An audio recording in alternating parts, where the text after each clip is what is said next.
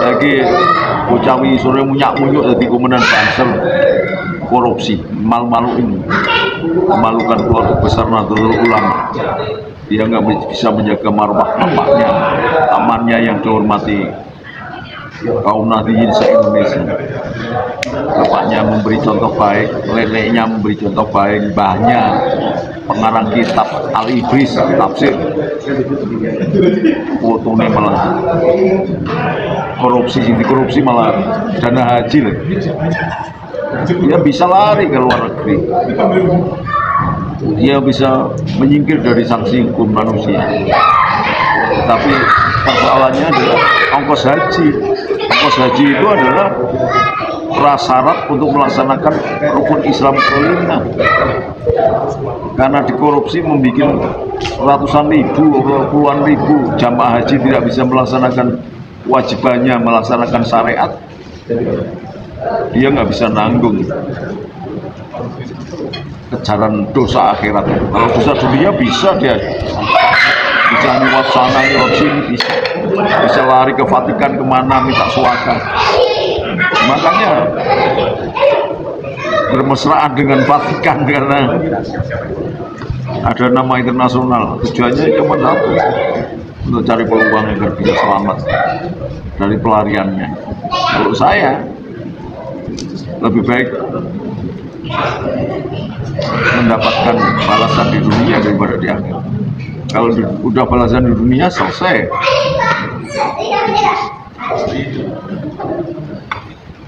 Kayak orang punya hutang sampai dibawa mati, bayarnya pakai apa? Mau ditagih.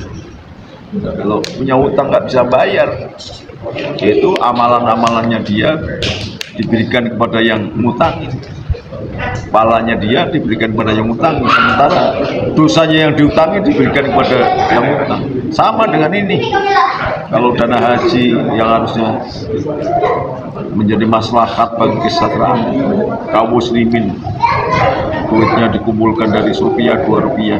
Waktu saya haji tahun 2000 itu sampai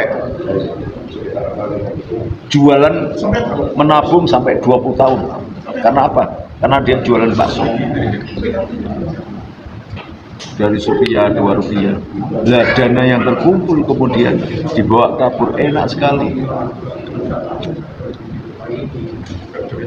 Yang harusnya dilatih mengatakan saya bukan Menteri Agama Islam, tapi saya juga menterinya ini, hanya omong aja, pidato aja. Mana dia membuat kerukunan apa? Yang membuat kerukunan itu Gus Dur. Saya diperintah oleh Gus Dur bentuk Forkagama, Forum Keadilan dan Hak Asasi Umat Beragama. Sebelum ada FKUP, jadi melindungi kelenteng, melindungi biara, melindungi gereja, melindungi tempat-tempat ibadah. Prinsipnya hanya satu, menegakkan di mana ada rumah Allah, dibangun rumah Tuhan, tidak boleh dilakukan pengurusan. Hanya itu aja, menyadarkan orang untuk beragama dengan benar. Dalam kondisi kayak gini, kalau saya tak kejar itu, karena kalau enggak akan jadi bom waktu itu. Nanti dikira rezimnya Mas Prabowo yang salah. 2-3 tahun mendatang akan meledak, banyak haji yang tidak bisa berangkat karena duitnya dipakai oleh rezimnya Jokowi dan menterinya Yakut. Gimana?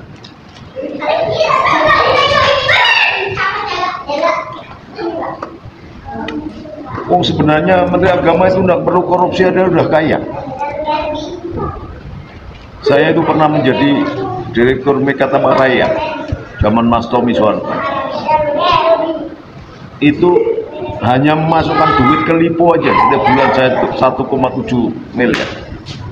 Itu dapat bunga harian yang bisa diberikan kepada semua karyawan. Nah, coba bayangkan 1,7 miliar. Jamaah haji Indonesia itu jumlahnya 300, katakanlah 300.000 orang. 300.000 orang kali sekarang sudah 40 juta. Berarti berapa itu? 300.000 kali 40 juta. Kalikan masa tunggunya 26 tahun. Hitungannya N+1. yang mengendap setahun berapa bunganya, mengendap 2 tahun berapa bunganya dari uang itu, mengendap 3 tahun berapa bunganya, mengendap sampai 26 tahun berapa bunganya. Jadi tidak usah makan, tidak usah korupsi, itu Menteri Agama itu sudah kaya. Menteri Agama itu bisa memberangkatkan semua imam-imam musola yang miskin-miskin, imam-imam masjid, guru-guru ngaji yang tidak berbayar dengan gratis itu, dengan hasil bunga harian atau hasil pengembangan dari simpanan bunga dari simpanan dana haji. Nah ini enggak, jangankan doke sak babon-babon ini dicolong sama Menteri Agama, itu berarti benar tebakan saya, ramalan saya kan, bahwa setiap Menteri Agama di Indonesia akan masuk neraka. Pertama, Menteri Agama yang katanya Habib Pak Alawi itu, Said Agil Al-Munawar, korupsi. Kemudian ketua P3 dulu, siapa namanya? Surya Dharma Ali, korupsi. Udah 2 ya. Yang ini yang ketiga ini. Sebenarnya 4. Nah, karena ketua P3 itu ketangkep duluan oleh KPK sebelum jadi Menteri Agama. Padahal dulu dia dicalonkan Menteri Agama. Yang mau mencalon presiden, wakil presiden dulu waktu itu. Bukan yang Farid, Romi Hormuzi. 3, 4 ya, Yakut ini. Yang Yakut ini yang memalukan karena sejarah kriteria datuk keturunannya itu orang-orang hebat. Yang mengarang tafsir Al-Ibris itu Mbah Kiai Busri Mustofa bersama Kiai Muslik. Kemudian di atas nama menjadi terkenal tafsir Al-Ibris, kemudian disarai oleh kiai-kiai besar dan sampai sekarang diajarkan di pondok-pondok. Dan pamannya Yakut itu menerjemahkan kitab-kitabnya Imam Malik, gede-gede itu, kitab-kitab gede, misalnya Al-Muwatta, nggak ada yang bisa mengarang kecuali adiknya Kiai Busri Mustofa menafsirkan Al-Muwatta, kitabnya Imam Malik, yang menjadi rujukan hukum sedunia. Karena Imam Malik itu membuat kitabnya Imam Malik itu jadi rujukan. Lah kok ini cucunya ini jadi Menteri Agama, gara-gara dari Komandan Basem malah begini, memalukan itu. Saya yang merasa sedikit banyak ikut mengembangkan Basem menjadi malu. Ingat, karena Banser itu akibat keputusan Presiden Soeharto mengeluarkan Permendagri nomor 11 tahun 70, maka NU dan Banser mati suri. Saya yang membangkitkan kembali Banser itu dan kemudian mengadakan munas di pesantren Watu Congkol, Gusmat Watu Congkol. Pada waktu itu ketua pucuk pimpinannya adalah Slamet Effendi Yusuf. Kemudian bisa berkembang lagi. Tinggal memimpin gini, meneruskan begini. Banser yang ikhlas ketika memberantas PKI, Banser yang ikhlas ketika menuruti perintahnya Khairul Asif Asari untuk berperang melawan tentara sekutu. Banser yang ikhlas menjadi dasar punggungnya sebagai alas jembatan perjuangan untuk melindungi rakyatnya. Banser yang ikhlas berjuang membeli sepatu sendiri, kaos kaki sendiri, seragam sendiri. Banser yang ikhlas mengambil belanja istrinya hanya untuk mengamankan bangsanya, tapi nama besarnya kemudian dikotori oleh Yakut yang hanya tiba-tiba kapan jadi Banser, Ansornya kapan jadi Banser, tiba-tiba jadi komandan Banser karena memanfaatkan nama besar pamannya. Karena memanfaatkan nama besar pamannya kemudian menjadi komandan Banser, dan itu menyalahi anggaran, menyalahi aturan. Kenapa? Seharusnya sudah dilakukan konperwil atau kompernas ya. Tapi ditunda-tunda hanya karena dia kepingin bisa menjadi menteri. Nah, setelah main mata dengan Jokowi akhirnya jadi menteri. Akhirnya apa? Jokowi melakukan pembangunan karena dananya kurang, sebagian mengambil dana haji itu. Jadi itu nanti akan menyeret Jokowi juga itu. Yakut ini nanti akan menyeret Jokowi itu. Tapi boyo hati-hati lah. Lebih baik ngaplingi laut gitu, ngaplingi laut dirugi ikannya ya kan. Ya ini dana haji. Mbok agak kreatif gitu, aguan bisa ngaplingi laut, dan mbok dia ngaplingi langit gitu, jadi sama-sama aja. Ada yang ngaplingi laut, ada yang ngaplingi langit. Kapling dana haji yang dikumpulkan dari jamaah haji, dodolan bakso, dodolan jamu, dodolan marung, rupiah 2 rupiah, kerja keras untuk berangkat haji, duitnya dikorupsi. Lalu bagaimana? Ya pemerintah bisa saja mengganti, misalnya pemerintahan Pak Prabowo ini bisa mengganti karena Mas Prabowo ini orang yang sudah selesai, semuanya ada, dia bisa mengganti. Tapi ini pembelajaran yang ya tidak pernah. Yakut jangan mengikuti jejaknya Rizik, jadi Bang Toyib bulan-bulan bertahun-tahun nggak pulang. Dia jadi menteri agama zamannya Jokowi, sekarang presidennya sudah Mas Prabowo, harusnya dia pulang mempertanggungjawabkan. Terus jadi buronan gini memalukan.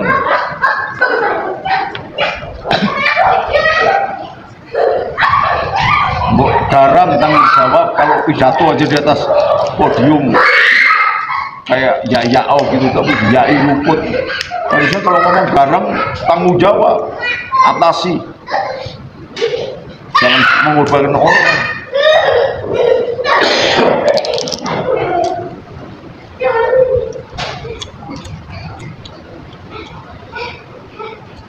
Zaman Kapolrinya Badrudin Hadi, Mas Badrudin Hadi, saya bilang, Mas Badrudin Hadi, kami melakukan begini, jangan tangkap banser atau tangkap anggota PKN, tangkap saya yang bertanggung jawab. Saya memang menginstruksikan anggota kami agar kalau ada FPI yang ngaco dipatahkan tangan, biar menjadi unsur jera. Saya Senopati Nusantara tanggung jawab itu komandan, bukan anak buah. Anak buah nggak salah, yang salah itu jenderalnya, bukan kopral. Maka saya mengambil alih resiko itu. Pak Kapolri, Pak Badrudin Hadi, 4 mata begini, disaksikan mantan-mantan jenderal banyak itu di gedungnya Sinar Mas. Jangan tangkap PGN, jangan tangkap banser. Kalau ada FPI yang tangannya patah, itu instruksinya saya, supaya tidak mengetua negara. Maka kalau mau tangkap saya, jangan tangkap anak buah saya. Itu jantan gitu.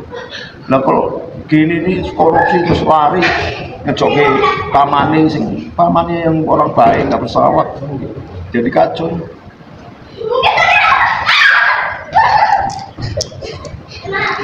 PBNU juga, karena kakaknya jadi ketua PBNU, dihadang DPR.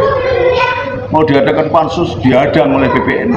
Kacau, jadi organ-organ besar Nahdlatul Ulama yang harusnya memberikan contoh dan teladan yang baik dipakai untuk bemper.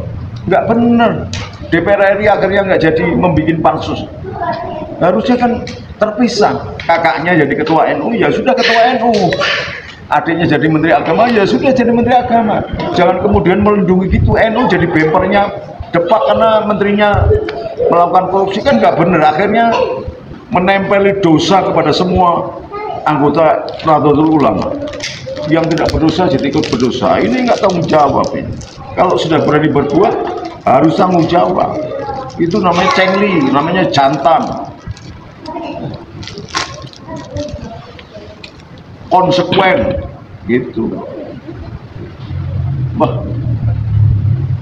mosok minggat pergi dari Indonesia sejak jadi menteri sampai presidennya ganti nggak pulang-pulangnya, kayak Rizik itu mentalitasnya. Berarti Bang Toyib 2 tahun nggak pulang-pulang, itu udah ganti tahun lagi.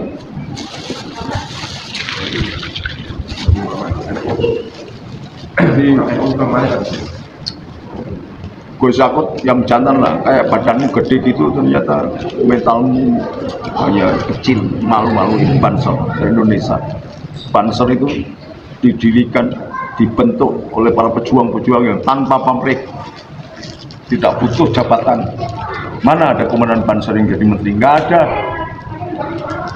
Sampai saya ketika jadi komandan Banser nggak butuh jabatan, karena memang sesuai dengan definisi Banser adalah kader inti yang memiliki inisiator, memiliki memiliki jiwa yang bertekad untuk memberikan stabilisator atas program-program Banser, melindungi rakyat tanah tumpah darah tanpa membedakan ras, suku, agama, dan kepercayaan.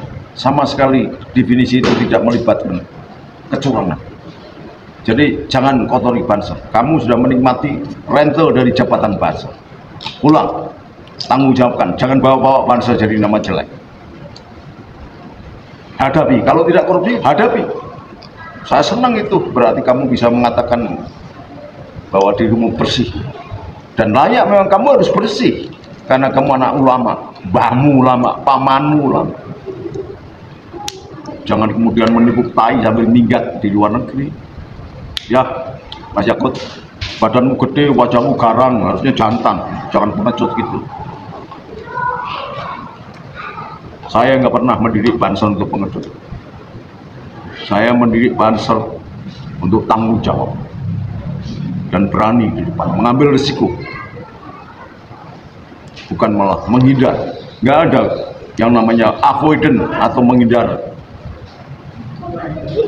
pengecut, ngeles, nggak ada. Banser berani konfrontatif dengan dasar akhlak baik.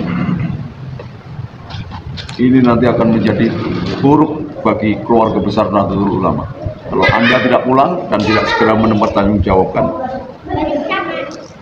perbuatan Anda. Saya tidak memanggil Anda sahabat karena Anda sudah, ketika Anda mengkorupsi, Anda sudah tidak berkelakuan dan bermoral dan bermental bersikap sebagai seorang Banser. Nggak ada Banser korupsi. Banser lillahi ta'ala, itidal tumanina. Nggak ada ceritanya Banser korupsi.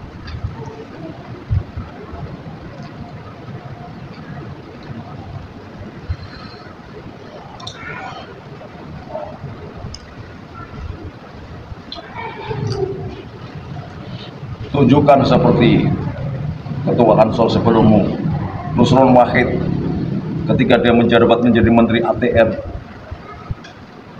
Pertanahan, tanggung jawab, jeli, cerdas, cerdik, dan bisa diandalkan rakyat karena menyelesaikan persoalan, kendati pun yang dihadapi adalah abuan atau naga 9 yang melakukan pengaplingan atas laut, yang memakai laut yang itu jelas-jelas melanggar karena tidak diperkenankan hukum agraria mengeluarkan sertifikat atas objek yang bernama laut. Jadi laut tidak bisa disertifikatkan. Saya punya tanah 1 hektar 1/4. Karena kegos air, kena abrasi air, akhirnya ketika saya sertifikatkan, yang bisa disertifikatkan adalah sisanya hanya 6.770. Yang lain habis karena sudah dimakan oleh air. Itu masih bentuk daratan sungai, sungai yang kalau kering kelihatan daratan. Dan ini laut di kapling, tapi seorang Nusron betul-betul menjiwai jiwa NU dan jiwa Banser, jiwa Ansornya, sehingga memberikan contoh dan keteladanan yang baik ketika dia menjadi pejabat sebagai Menteri ATR. Jadi contoh itu, senior Nusron kan senior persis. Setelah Nusron kamu jadi, setelah Nusron jadi Ketua Ansor, PP Ansor, kan digantikan oleh sampean. Contoh di atasnya baik kok, kamu begitu. Di atasmu lagi Iqbal baik, di atasmu lagi baik Slamet Effendi Yusuf, di atasnya lagi Khalid Mawardi baik, semua baik. Baru kali ini dalam sejarah peransoran, mulai dari revolusi kemerdekaan sampai sekarang baru 1 orang yang dicurigai dan kemudian mengambil gerak langkah yang memalukan. Atasi, tanggung jawab, katakan saya tanggung jawab. Jangan sampai kemudian ada kader Ansor, kader Banser yang pengecut melarikan diri karena korupsi. Kalau tidak korupsi, jelaskan bahwa Anda tidak korupsi dan Anda akan dimintai pertanggungjawaban. Karena ratusan ribu jamaah haji nanti tak suruh demo ke pondok pesantrenmu kalau kamu punya pondok, atau demo presiden, karena ini dana haji yang dipergunakan. Jangan ditutupi. Kalau korupsi yang lain saya bisa menerima, ini jamaah dana haji, dana yang dipakai untuk sarana menghadap Allah, menunjukkan peningkatan keimanan, menunjukkan keikhlasan.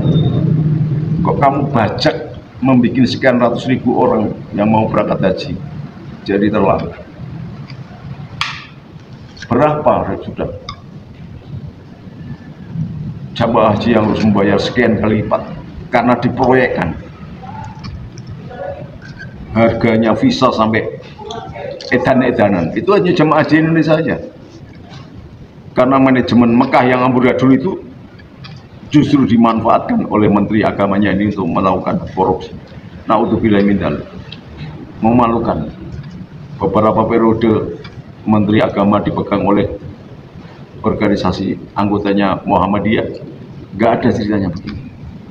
Ketika giliran NU korupsi, tiga-tiganya. Yang namanya Said Agil Munawar dari NU, pengurus besar NU malah. Kemudian yang Surya Dharma Ali dari NU, Romi Hormuzi dari NU. Ini yang keempat lagi, adiknya Gus Takoh Yahya, si Atut itu, panggilannya Atut itu, namanya Yakut apa, korupsi lagi. Memalukan. 4 menteri, satu calon menteri dan 3 menteri korupsi semua dan merasa mengaku orang NU. Hadratus Hasyim Asy'ari, Gus Dur, Kiai Wahid Hasyim, Subhan Yate, Idam Khalid, Pak Idam Khalid memberikan contoh keteladanan seorang pemimpin yang bagus. Tidak pernah memberikan keteladanan yang begini. Maka PBNU jangan bela-bela lah. Ini jadi kacau nanti kalau bela-bela ini adik, ya adik ya. Ketua PBNU sendiri mimpin, nggak ada hubungannya itu. Ketua PBNU dengan Menteri Agama nggak ada hubungannya. Isasinya sendiri-sendiri.